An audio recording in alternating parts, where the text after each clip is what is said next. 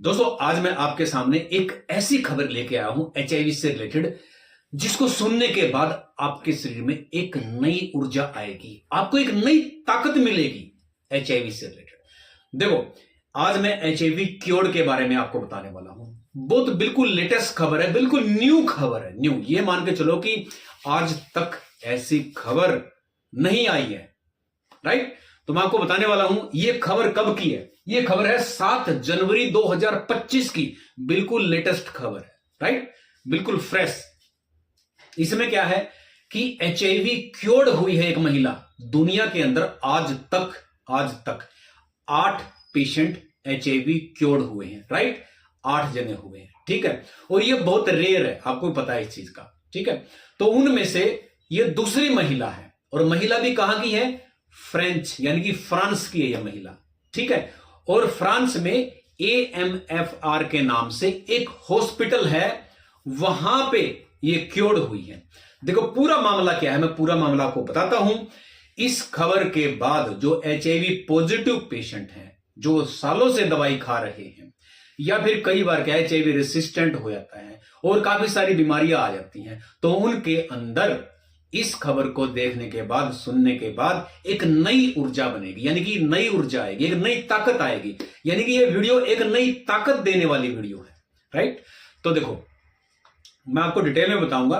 एक महिला है, महिला का नाम नहीं बताया गया है, क्योंकि एचआईवी से रिलेटेड कोई भी पेशेंट होता है उसकी जो प्राइवेसी वो रखी जाती है, ठीक है। तो नाम इसमें नहीं बताया गया है। 2000 देखो ये 1999 यानी कि 1999 के अंदर, ध्यान से सुनना, 1999 के अंदर इस महिला के अंदर एचआईवी पॉजिटिव आ जाता है, राइट। उसके बाद ART की दवाई स्टार्ट हो जाती है, जैसा एचआईवी वाले पेशेंट खाते हैं। उसके बाद 2010 में, मेरी बात को ध्यान से सुना, 2010 में यानी कि 11 साल के बाद 2010 में उनका जो एचआईवी का वायरल लोड है वो अनडिटेक्टेबल आ जाता है, राइट। यानी कि जब भी उसका टेस्ट करते हैं वायरल लोड आता है अनडिटेक्टेबल, राइट। अब अनडिटेक्टेबल का मतलब क्या होता है? यानी कि वो अब किसी में ट्रांसमिट नहीं हो सकता, ठीक है, उसका यानी कि वो किसी में ट्रांसमिट नहीं होएगा, राइट। तो अनडिटेक्टेबल का मतलब होता है कि वायरल लोड इतना नीचे चला जाना कि अब वो किसी के अंदर वायरस का इंफेक्शन नहीं फैला सकती, राइट। इसका मतलब ये होता है। तो 2010 में अनडिटेक्टेबल है। उसके बाद 2020 की बात मैं आपको बताऊंगा। 2020 में इसको एक बीमारी हो जाती है जिसका नाम है AML, यानी कि एक्यूट माइलॉइड ल्यूकेमिया। ये कैंसर होती है, राइट, ब्लड कैंसर मान के चलो, ये कैंसर होती है। अक्सर क्या होता है, एचआईवी वाले जो पेशेंट होते हैं, इम्यूनिटी लो होने के कारण उनके अंदर कैंसर होने का खतरा ज्यादा बढ़ जाता है, राइट। कैंसर होने का खतरा बढ़ जाता है जो अच्छी तरह अपने शरीर का ध्यान नहीं रखता। अगर आप अपने शरीर का पूरा ध्यान रखते हो, पूरा खाते पीते हो, एक्सरसाइज करते हो, यानी कि हेल्दी खाना खाते हो, तो फिर कैंसर जैसी बीमारियों से बचा जा सकता है, टीबी जैसी बीमारियों से बचा जा सकता है। आप हॉस्पिटल में जब जाते हो दवाई लेने के लिए तो मुंह पे मास्क लगा के जाओ, लोगों की भीड़ में ना इकट्ठा हो, कभी भी कोई भी कच्ची सब्जियां ना खाओ, कच्चा जैसे मीट होता है या फिर पोल्ट्री वाली चीजें होती हैं, कच्ची ना खाओ, कच्चा अंडा ना खाओ, हमेशा साफ सुथरा पानी पियो, एक्सरसाइज करो, अच्छा खाना खाओ, हेल्दी खाना खाओ। तो इससे क्या होगा, टीबी और कैंसर जैसी बीमारियों से बचा जा सकता है, राइट। तो क्या हुआ, इस महिला को AML की प्रॉब्लम हुई, यानी कि एक्यूट का मतलब नया, एक्यूट माइलॉइड ल्यूकेमिया, यानी कि नया नया कैंसर हो गया इसको। साफ सी बात है, नया नया इसको हो गया कैंसर। तो अब क्या है, एक तो एचआईवी हो गया, ऊपर से कैंसर हो गया। ध्यान से सुना, 2 बीमारियां होगी, एचआईवी हो गया और कैंसर हो गया, राइट। तो अब देखो ये दोनों ही, पहली बात तो लाइफ थ्रेटिंग है, ठीक है। अगर एचआईवी का दवाई खाता रहो तो कोई टेंशन वाली बात नहीं है, लेकिन जब कैंसर हो जाता है तो वो लाइफ थ्रेटिंग हो जाता है, यानी कि उसमें जान का खतरा बन जाता है, ठीक है। तो एक डिसीजन लिया गया, डिसीजन 2021 के अंदर एक डिसीजन लिया गया। क्या डिसीजन? कि स्टीम सेल थेरेपी का डिसीजन लिया गया। यानी कि स्टीम सेल, आपने सुने होंगे कि स्टीम सेल के नाम की भी एक थेरेपी होती है। अब स्टीम सेल होते क्या है, देखो थोड़ा सा मैं आपको ब्रीफ करता हूं, स्टीम सेल होते क्या है। सबसे पहले देखो, सबसे पहले स्टीम सेल बनते हैं बॉडी के अंदर। जैसे मिट्टी होती है, मिट्टी से क्या बनता है, ईंट बनती है, राइट, मिट्टी से ईंट बनती है ना, ऐसे ही स्टीम सेल से बाकी के सेल बनते हैं, राइट। पहले स्टीम सेल आएगा, उसके बाद फिर व्हाइट ब्लड सेल आएंगे जिसको WBC बोलते हैं। प्लेटलेट्स आपने सुने होंगे जो डेंगू में कम हो जाते हैं, रेड ब्लड सेल्स वगैरह होते हैं, राइट। ये सारे के सारे स्टीम सेल के बाद में बनते हैं। जैसे एक घर, जैसे एक मिट्टी से ईंट बनती है, ईंट से दीवार बनती है, दीवार से फिर किचन, लैट्रिन, बाथरूम, पूरा सिस्टम तैयार हो जाता है। तो इसी तरीके से जो हमारी बॉडी के अंदर जो स्टेम सेल जिसको बोलते हैं, वो सबसे पहले वाली स्टेज होती है, राइट, जब सेल बनता है, ठीक है। उसके बाद में फिर एक साइड में आ गया प्लेटलेट्स आ गए, उसके बीच में काफी सारी और भी थोड़े से स्टेप होते हैं, लेकिन मैं आपको जो आप जानते हैं उसके बारे में आपको बताता हूं। जैसे प्लेटलेट्स होते हैं डेंगू के अंदर, वो सेल अलग हो जाते हैं जो हमारे शरीर के अंदर, जैसे किसी को चोट लग जाती है, खून बहता है ना, तो उस खून को रोकने का काम करते हैं प्लेटलेट्स, ठीक है। आरबीसी बनते हैं उसी स्टेम सेल से। आरबीसी क्या काम करते हैं, पूरी बॉडी के अंदर ऑक्सीजन लेके जाते हैं, राइट, ऑक्सीजन लेके जाते हैं। उसके बाद फिर WBC आ गए। WBC भी 5 प्रकार के होते हैं, जैसे न्यूट्रोफिल हो गया, उसके बाद एसोनोफिल हो गया, बेसोफिल हो गया, लिम्फोसाइड हो गया और मोनोसाइड हो गया। तो ये सारे व्हाइट ब्लड सेल होते हैं, राइट। अब व्हाइट ब्लड सेल ये सारे के सारे हमारी बॉडी की रक्षा करते हैं, ठीक है।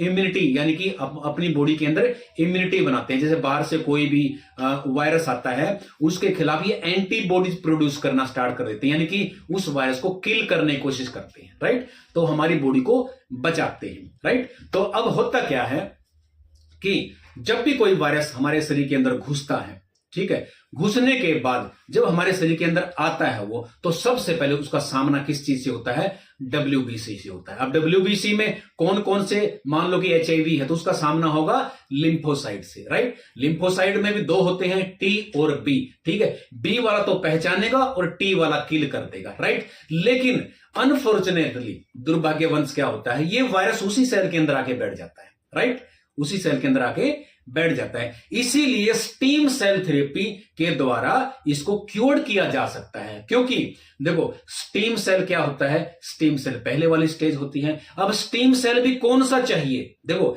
सभी के जो स्टीम सेल होते हैं वो काम नहीं करते। ध्यान से सुनना, हर इंसान के अंदर स्टीम सेल होते हैं, लेकिन हर इंसान के स्टीम सेल होते हैं जो हर इंसान के ऊपर यानी कि दूसरे के ऊपर काम नहीं करते। उसको भी मैच किया जाता है, ठीक है, उसको भी मैच किया जाता है। अब मैच करने के लिए काफी सारे प्रोसेस होते हैं, राइट, अलग अलग प्रोसेस होते हैं।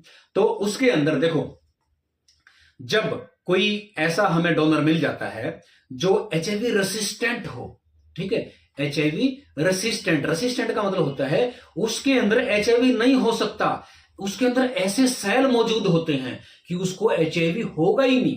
देखो होता क्या है, जब हमारा शरीर होता है, ध्यान से सुनना, जब हमारा शरीर होता है, हमारे शरीर के अंदर जब HIV का वायरस आता है, जो CD4 सेल होता है, सेल के अंदर एक खिड़की होती है, दरवाजा होता है। देखो आप घर में घुसते हैं तो एक दरवाजे से घुसते हैं ना, ठीक, राइट।